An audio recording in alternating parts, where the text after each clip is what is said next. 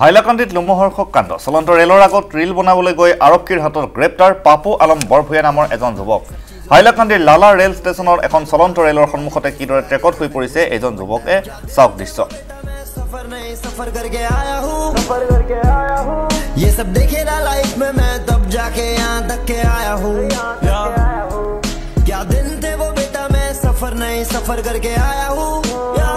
ট্ৰেকৰ তলত যুৱকজনে ৰিল বনাবলৈ গৈ এইদৰে নিজৰ জীৱনকো তুচ্ছ কৰি পৰিছে এই ভয়ংকৰ খেলা ওপৰেদি চলি গৈছে তীব্ৰ গতিত যাত্ৰীবাহী ৰেল আৰু এই ভয়ংকৰ লোমহৰ্ষক দৃশ্য ছ'চিয়েল মিডিয়াত নিজেই কৰিছে ভাইৰেল পাপু আলম বৰভূঞাই তাৰ পিছতে হস্তম হ'ল আৰক্ষী যুৱকজনে গ্ৰেপ্তাৰ কৰিছে আৰক্ষীয়ে আৰু ভয়ংকৰ কাণ্ড সংঘটিত কৰি নিজৰ জীৱন তুচ্ছ কৰা লগতে আনকো এই ভয়ংকৰ কাণ্ডৰ বাবে পৰিচিত কৰাৰ অপৰাধত যুৱকজনক গ্ৰেপ্তাৰ কৰিছে আৰক্ষীয়ে যুৱকজনৰ এই ভয়ানক চেষ্টাত হতচকিত সকলো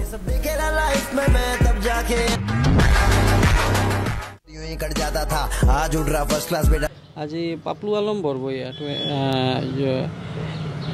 Rangpur part 1 under Lala PS পুলিচে এৰেষ্ট কৰিছে লালা পুলিচে তো ঘটনা হৈছিলে তেওঁ লালা ৰেলৱে ষ্টেচনত মানে এটা ষ্টাণ্ট কৰিছে ষ্টাণ্টত মানে তেওঁ দেখাই আছে যে মানে তেওঁ ৰেলটো গৈছে তেওঁৰ মানে বডিৰ ওপৰত দি মানে ৰেলটো গৈছে মানে আকৌ তেওঁ বাচি গৈছে আৰু কি তো এইটো মানে এডিট কৰি কৰিছে কিন্তু এই মেছেজটো যেটো আছে এইটোতো বেড মেছেজ ফৰ দা